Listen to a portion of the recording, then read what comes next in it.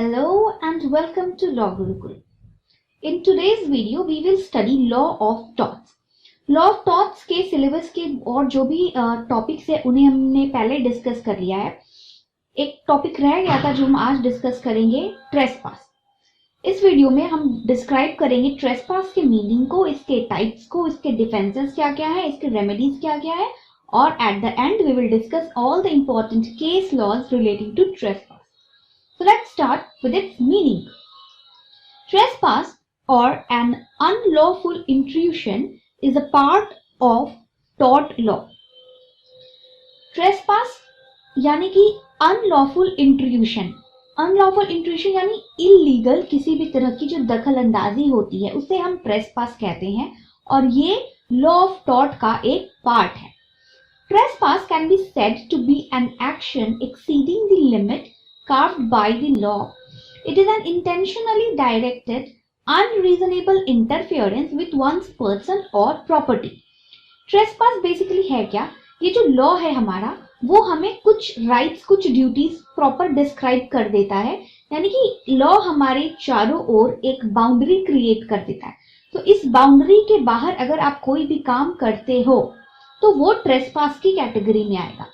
Trespass ये एक intentionally unreasonable interference होता है किसी भी पर्सन की बॉडी पे या उसकी प्रॉपर्टी पे. Trespass is both a civil and criminal wrong. Trespass जो है वो सिविल रॉन्ग की कैटेगरी में भी आता है और क्रिमिनल रॉन्ग की भी कैटेगरी में आता है. क्रिमिनल क्यों? क्योंकि इससे इंजरी भी हो सकती है किसी को, तो जैसे ही इंजरी क्रिएट होती है तो वो क्रिमिनल रॉन्ग बन जाता है. वायलेशन ऑफ लीगल राइट या फिर डैमेज टू वंस पर्सन और प्रॉपर्टी. कभी कभी ये फिजिकल अटैक के प्लेस में भी ट्रेसपास, फिजिकल अटैक के रूप में भी ट्रेसपास हो सकता है. तो ट्रेसपास किसी भी टाइप से हो सकता है, ये सिविल भी हो सकता है, क्रिमिनल भी हो सकता है. जैसे अगर किसी पर्सन पे फिजिकल अटैक हो रहा है या उसके लीगल राइट का वायलेशन हो रहा है तो ये सभी चीजें ट्रेसपास की कैटेगरी में आएगी. इसीलिए ट्रेसपास को सिविल और क्रिमिनल दोनों ही टाइप का रॉन्ग माना गया है. ट्रेसपास के टाइप्स क्या क्या होते हैं? ट्रेसपास बेसिकली 3 टाइप्स के होते हैं. पहला है ट्रेसपास टू पर्सन. इसे हम लैटिन टर्म में ट्रेसपास विएट आर्निस भी कहते हैं. Next is trespass to land. इसे हम कहते हैं ट्रेसपास क्वाड क्रॉसम फॉर्जेट. And the third is trespass to goods यानी कि trespass day बोनिस एस्पोर्टेटिस.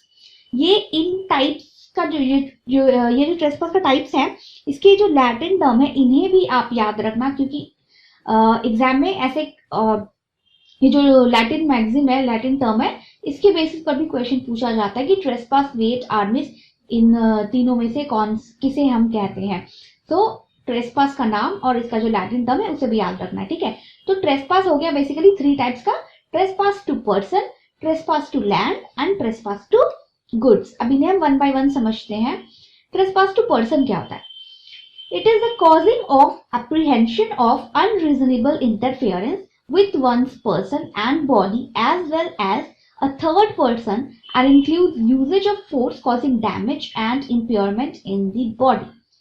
Trespass to person clear पता चला किसी पर्सन की पर्सनल उसकी बॉडी पे किसी भी टाइप का फोर्स यूज करना जिसकी वजह से उसे किसी भी टाइप का डैमेज हो, उसकी बॉडी पार्ट में कोई डैमेज हो, उसे चोट पहुंचे, तो ये होता है trespass.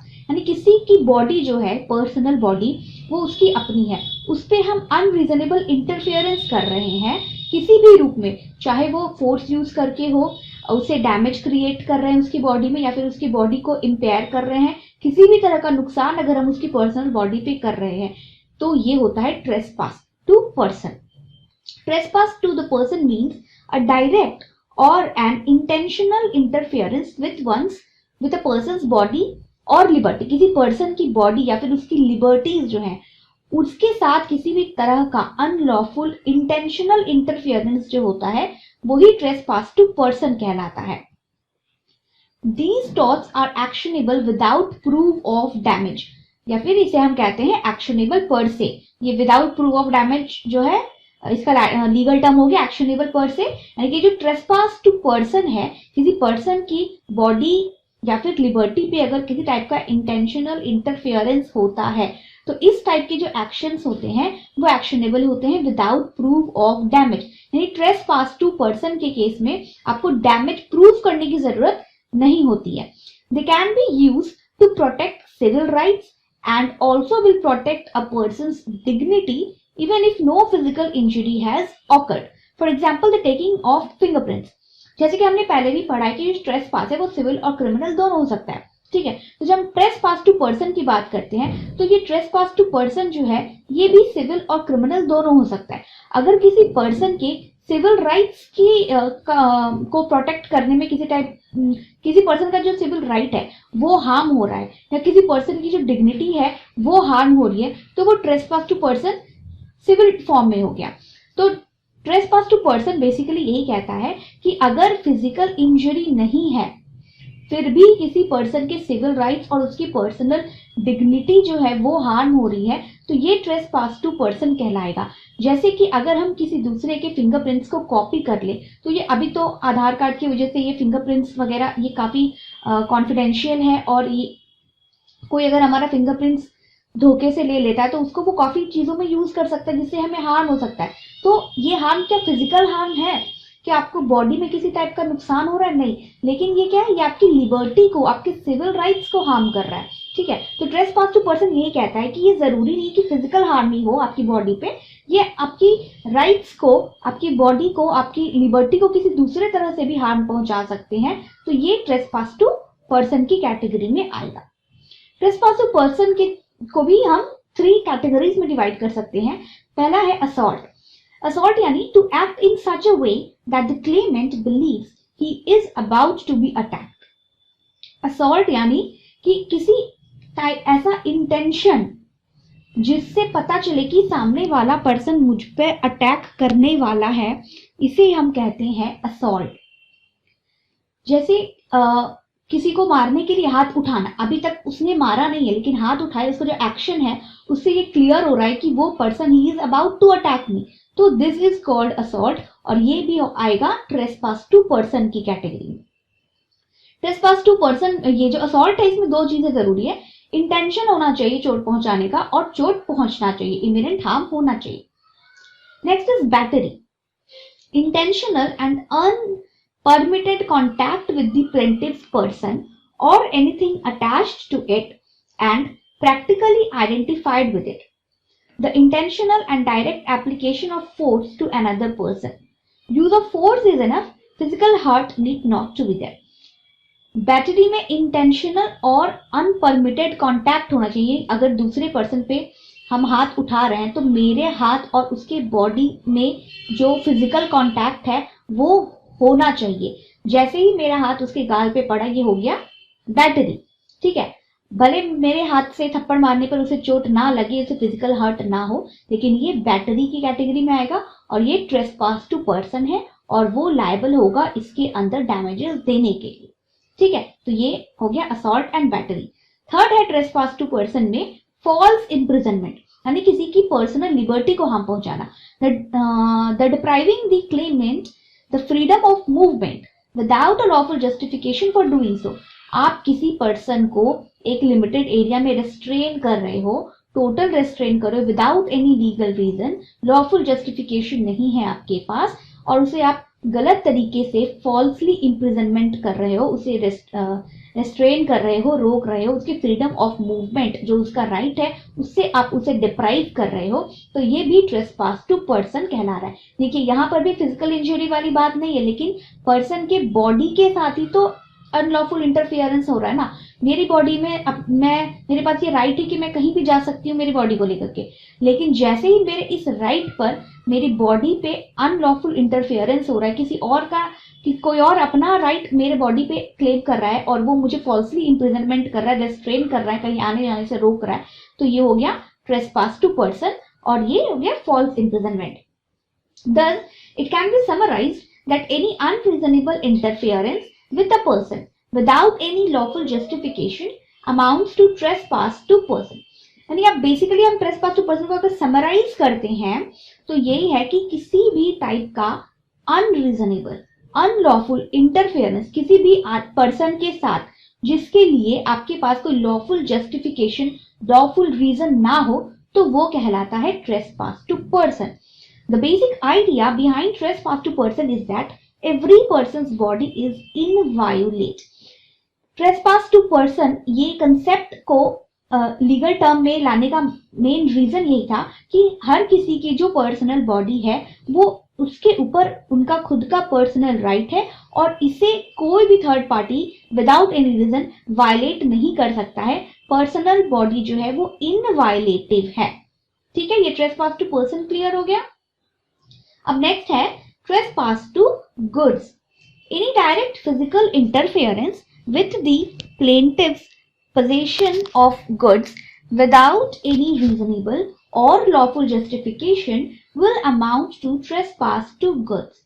It is actionable per se without giving proof of damage.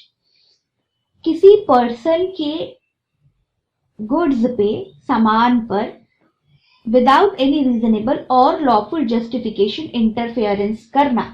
Trespass का मतलब क्लियर, तो ये तो अभी तक क्लियर हो गया कि इसका मतलब होता है अनलॉफुल इंटरफेरेंस. अगर पर्सन पे, किसी पर्सन की बॉडी पे इंटरफेरेंस कर रहे हैं किसी भी रूप में, तो वो हो गया trespass to person.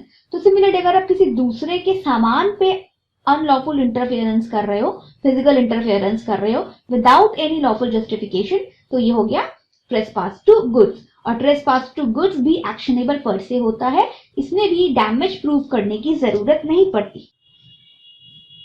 Remedies for tort of goods. Tort of goods के लिए क्या क्या रेमेडीज अवेलेबल है? पहला है डेटिन्यू. डेटिन्यू क्या है? It is an action to recover for the wrongful taking of personal property. It is a right to take the immediate possession of goods. यानी अगर कोई भी पर्सन इलीगली आपके किसी सामान को, आपकी किसी पर्सनल प्रॉपर्टी को रिटेन, किसी ने आपके पर्सनल प्रॉपर्टी को रिटेन कर लिया है, तो उसे, आपके पास ये राइट है कि आप उस चीज का पोजेशन इमीडिएट लो. इसे ही हम डेटेन्यू कहते हैं. तो रेमेडीज में आता है पहला तो डैमेज, कि जिसने आपके गुड्स को अनलॉफुल रिटेन किया है या फिर आपके गुड्स के साथ अनलॉफुल इंटरफेरेंस कर रहा है, फिजिकल इंटरफेरेंस कर रहा है, तो उसके लिए उसे कंपेंसेशन देना पड़ेगा. सेकेंड इज रिटर्न और डिलीवरी ऑफ गुड्स. जिसने आपका सामान लिया है, he is bound to deliver और return the goods to the actual owner. Allowance may be given to defendant where he has done work which have increased the value of the goods. Now, suppose आपका कोई सामान किसी ने लिया, उसके बाद उसने उस चीज पे मेहनत की और सपोज कर लो किसी ने आपका कोई कपड़ा लिया, ठीक है, सूट ले लिया.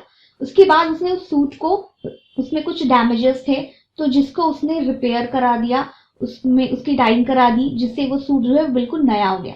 फिर बाद में जब आप अपने गुड्स की रिकवरी कर रहे हो, तो आप, you are liable to pay the allowance. उसको, जिस पर्सन ने आपके सूट पे इतना खर्चा किया जिसकी वजह से उस सूट की वैल्यू बढ़ गई, तो आप, you are liable to pay the compensation और द अलाउंस. जो भी उस पर्सन ने उस सूट पे खर्चा किया है, आपको वो उसे देना पड़ेगा for the tort of goods की रेमेडीज के अकॉर्डिंग. ठीक है, क्योंकि उसने तो आपके सामान को और बेटर बना दिया, जिससे उस चीज की वैल्यू बढ़ गई.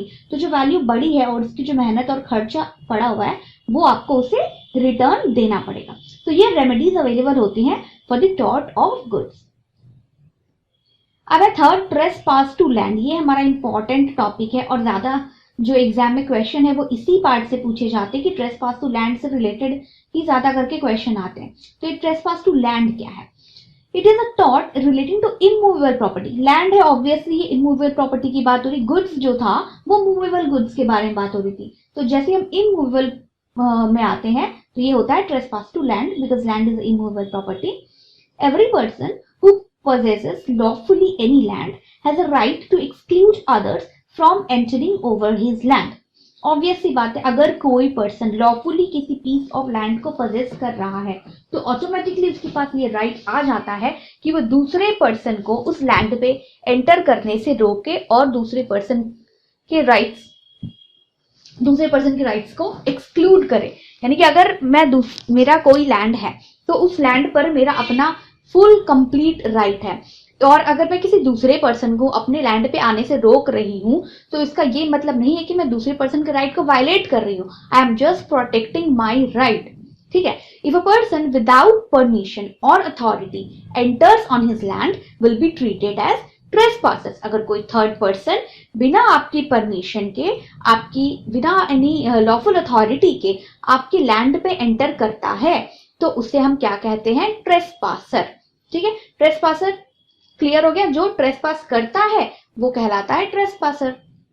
The tort of trespass can be defined as an unjustifiable physical interference of land in possession of one party by another. तो ट्रेसपास के लैंड क्या है? ट्रेसपास टू लैंड क्या है? ये फिजिकल इंटरफेरेंस होता है किसी दूसरे के पोजेशन में जो लैंड है उसके ऊपर by the third party. Trespass to land occurs when a person intentionally enters someone else's property without permission. Trespass to land कब होता है? जब कोई थर्ड पर्सन इंटेंशनली किसी दूसरे की प्रॉपर्टी पे विदाउट एनी लॉफुल जस्टिफिकेशन या फिर विदाउट परमिशन एंटर करता है तो वो ट्रेसपास टू लैंड कहलाता है। The only intent required for this claim is the intent to enter the property. Trespass to land prove करने के लिए, क्लेम करने के लिए सिर्फ एक ही चीज जरूरी है कि आप ये प्रूव करो कि वो जो पर्सन है उसका इंटेंशन है आपकी प्रॉपर्टी पे विदाउट परमिशन एंटर करने का। So even if your neighbor accidentally cross from their property into your lot, they can be liable for trespass. अगर आपका कोई नेबर एक्सीडेंटली गलती से भी अगर आपकी प्रॉपर्टी पे, क्योंकि वो नेबर है वो पास में ही रह रहा है, दोनों का लैंड जो है वो इकट्ठे है, तो अगर आपका नेबर भी आपकी प्रॉपर्टी पे एंटर कर रहा है विदाउट योर परमिशन तो भी ये ट्रेसपास की कैटेगरी में, ट्रेसपास टू लैंड की कैटेगरी में वो लायबल है और you can claim trespass to land from him. क्योंकि इसमें बेसिक एक ही चीज जरूरी होती है ट्रेसपास टू लैंड प्रूव करने के लिए कि इंटेंशन होना चाहिए आपकी प्रॉपर्टी में एंटर करने का, चाहे वो आपका नेबर ही क्यों ना हो। ठीक है।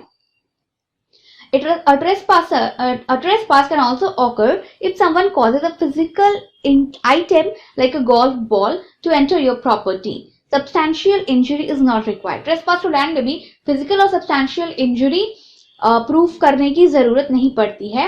और ये अगर किसी दूसरे का फिजिकल आइटम भी, दूसरे की चीज भी आपके लैंड पे आ जाती है, जैसे सपोज करो आप अपने नेबर जो है वो अपने ग्राउंड में गोल्फ बॉल खेल रहा है और वो बॉल जो है वो फिजिकल आइटम हो गया और वो आपकी प्रॉपर्टी पे आ गई, तो ये भी ट्रेसपास टू लैंड ही कहलाएगा। क्योंकि ट्रेसपास टू लैंड सिर्फ पर्सन के लिए नहीं होता है, ये फिजिकल आइटम्स के लिए भी होता है।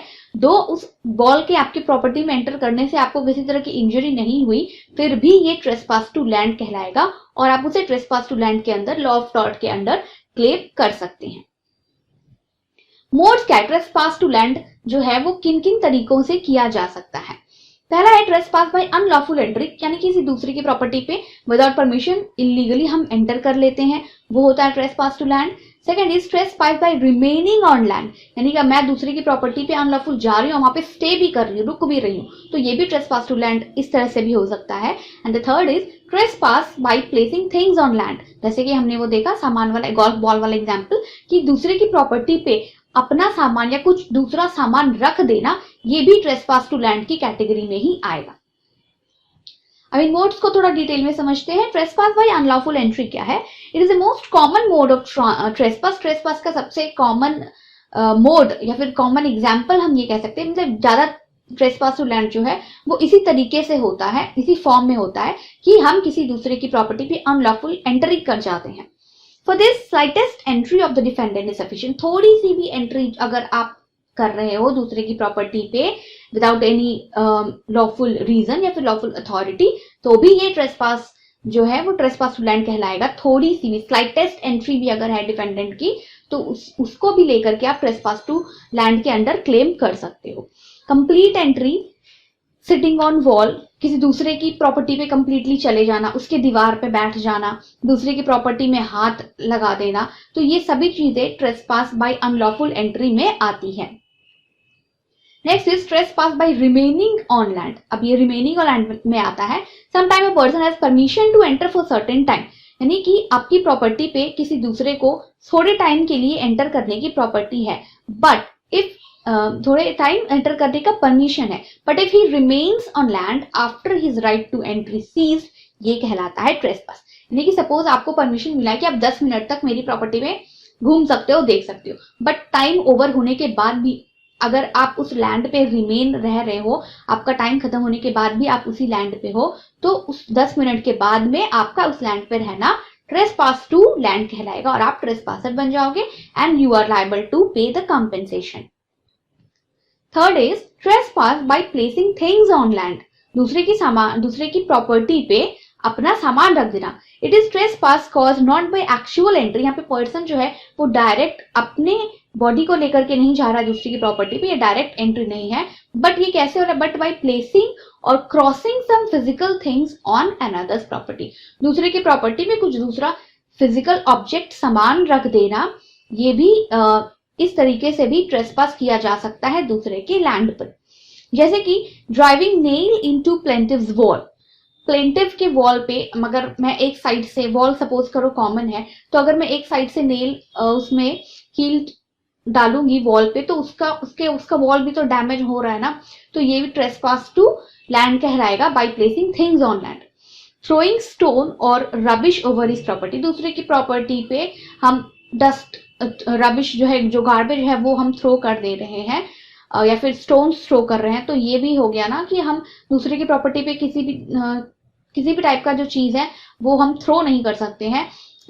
दूसरे की लैंड पे हम कोई अनलॉफुल चीज विदाउट उसके परमिशन नहीं रख सकते हैं, तो ये ट्रेसपास टू लैंड कहलाएगा। ट्रेसपास टू लैंड प्रूव करने के लिए क्या क्या इसेंशियल्स है? In order to prove that the defendant is liable for trespass to land, one typically have to show that 4 distinct action occurred. Trespass to land prove करने के लिए क्या क्या चीजें प्रूव करनी जरूरी होती है? पहला है entry. The defendant must intended enter the land, that is the subject of the trespass. क्योंकि ट्रेसपास का मतलब ये कि अनलॉफुल एंट्री तो होना ही चाहिए, ठीक है। It's not required that defendant intended to do so wrongfully. जरूरी नहीं है कि वो जो पर्सन है दूसरे की प्रॉपर्टी में एंटर कर रहा है अनलॉफुल, उसका कोई रॉन्ग इंटेंशन ही हो, ठीक है। So entering land by mistake can be a trespass in some states. बहुत सी जगहों पर लैंड, दूसरे की लैंड पे एंटर करना बाय मिस्टेक भी अगर वो एंटर कर रहा है तो भी वो ट्रेसपास की कैटेगरी में आएगा। Causing an object or thing to enter someone's property can also be considered trespass. किसी चीज या सामान को भी दूसरे की प्रॉपर्टी पे अगर हम रख रहे हैं तो ये भी ट्रेसपास कहलाएगा। यानी एंट्री किसी भी टाइप, या फिर वो फिजिकल एंट्री पर्सन खुद कर रहा है या फिर उसकी किसी सामान या थिंग या ऑब्जेक्ट की एंट्री करा रहा है दूसरे के लैंड पे, तो ये एंट्री जो है वो सबसे पहले प्रूफ करना जरूरी होता है ट्रेसपास टू लैंड के लिए, कि ट्रेसपास टू लैंड अगर हम बता रहे हैं तो इसमें किसी भी टाइप की एंट्री होनी चाहिए, चाहे वो पर्सन खुद एंटर कर रहा हो या फिर अपना सामान एंट्री करवा रहा हो।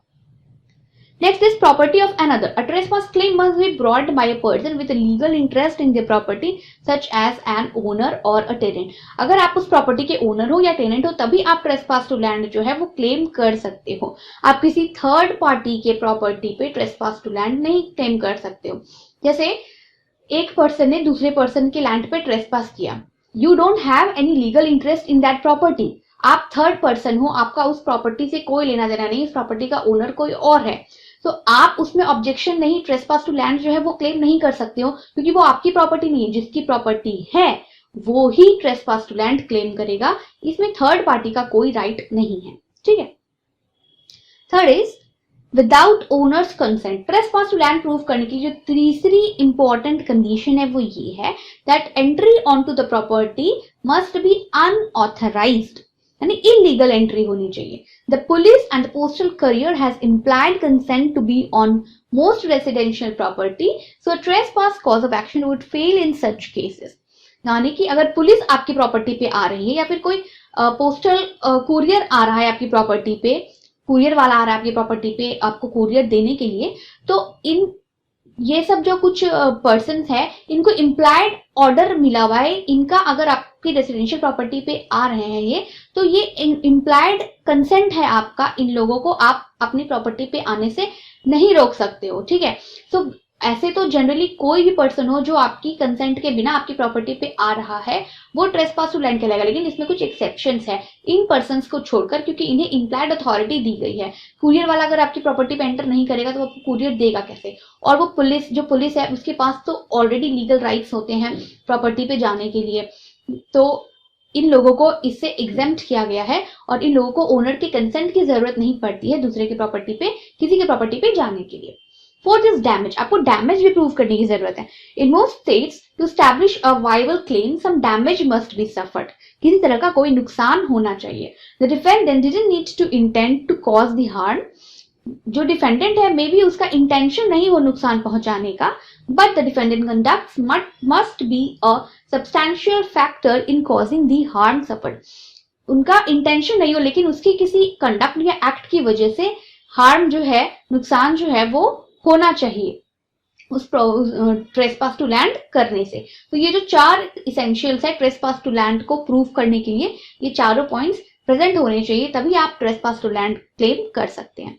The physical act of intrusion onto land, even without significant damage or harm, is typically enough to support a trespass claim.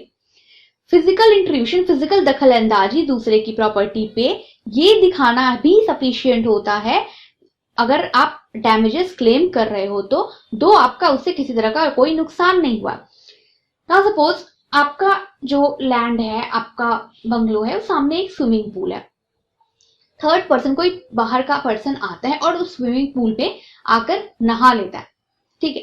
अब यहाँ पे क्या हो रहा है, क्या उस पर्सन के नहाने से आपको किसी टाइप का नुकसान हो रहा है?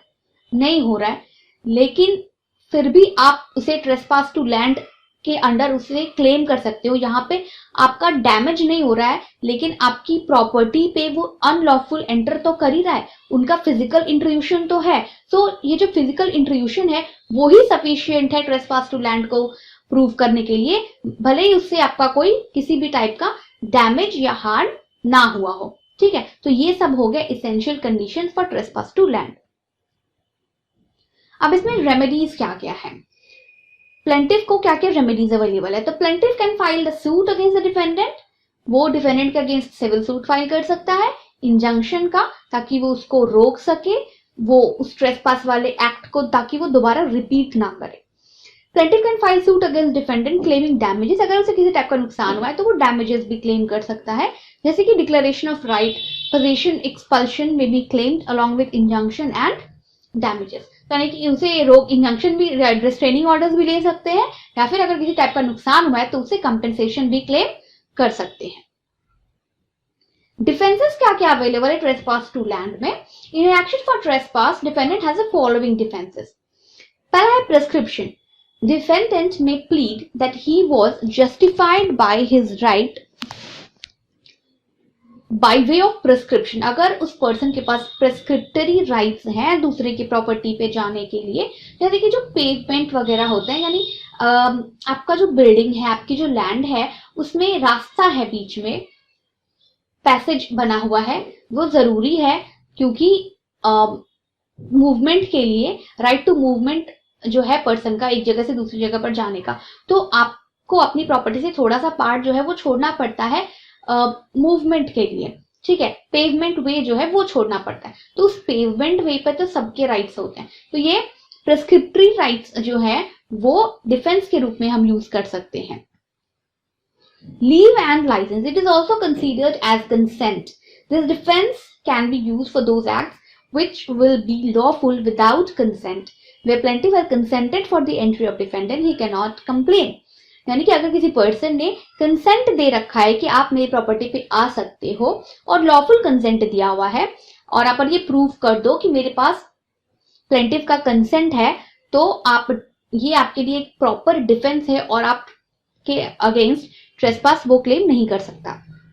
अथॉरिटी ऑफ लॉ, अगर आपके पास लीगल अथॉरिटी है, लॉफुल अथॉरिटी है, तो आपके पास ये भी एक डिफेंस है, आप आंसरेबल नहीं होंगे दूसरे के प्रॉपर्टी में एंटर करने के लिए। Next is the act of necessity. If the act done by the defendant is under necessity, it may not be liable. अगर ये जो आप दूसरे की प्रॉपर्टी पे एंटर कर रहे हो वो उस टाइम की जरूरत है, और जैसे दूसरे की प्रॉपर्टी पे आग लगे तो आप पानी लेकर जा रहे हो दूसरे की प्रॉपर्टी पे और उस आग को बुझा, तो ये टाइम की जरूरत है, ये है एक्ट ऑफ नेसेसिटी। अगर आप नेसेसिटी, जरूरत की वजह से दूसरे की प्रॉपर्टी पे जा रहे हो विदाउट परमिशन, तो आप लायबल नहीं होगे इस क्लेम के लिए। Next is self defence. If the defendant does trespass for safety of himself, property, goods और animal he may not be liable. अगर अपने आप को बचाने के लिए, सपोज उसकी मेरी प्रॉपर्टी पे आग लगी है, तो मैं अपने आप को बचाने के लिए दूसरे की प्रॉपर्टी में भाग के चली गई, तो ये सेल्फ डिफेंस में मैं दूसरे की प्रॉपर्टी में एंटर कर रही हूँ, मेरा किसी टाइप का रॉन्गफुल इंटेंशन नहीं है, तो सेल्फ डिफेंस भी एक गुड डिफेंस है ट्रेसपास के लिए। Re-entry on land. If the defendant has been disposed from his land, then if tries for re-entry over such land, he is liable for trespass. एक बार आपको उस प्रॉपर्टी से हटा दिया गया, फिर अब दोबारा उस प्रॉपर्टी पे एंटर करने की कोशिश कर रहे हो, तो ये भी जो है वो प्रॉपर डिफेंस है ट्रेसपास के लिए। Abatement of nuisance. If defendant is doing for abatement of nuisance in peaceful manner and without a danger to life and limb, he is not liable for trespass. These are the 7 defenses for trespass. अब आते हैं कुछ case laws पे। The key feature of battery is intention. Letang versus Cooper. Letang versus Cooper में ये कहा गया कि बैटरी जो ट्रेसपास टू पर्सन है उसमें जो बैटरी है उसको प्रूव करने के लिए इंटेंशन जरूरी होता है, यानी अगर आप किसी पर्सन को मार रहे हो तो आपका इंटेंशन होना चाहिए उसे मारने का, तभी वो बैटरी कहलाएगा। तो ये की फीचर, इंटेंशन जो है वो बैटरी का की फीचर है, ये बताया गया था in the case of Letang versus Cooper.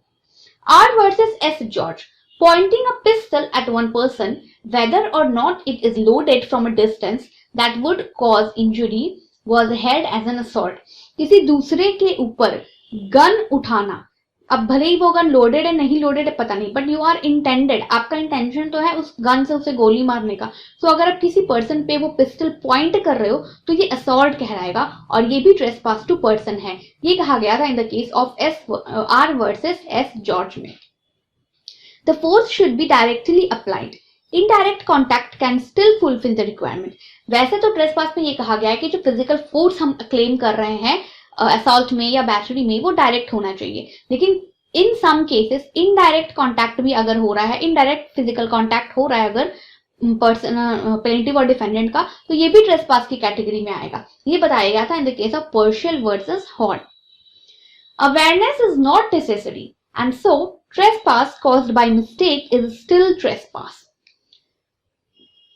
Trespass अगर मिस्टेक से हो रहा है, गलती से अगर कोई ट्रेसपास कर रहा है तो भी वो ट्रेसपास ही कहलाएगा।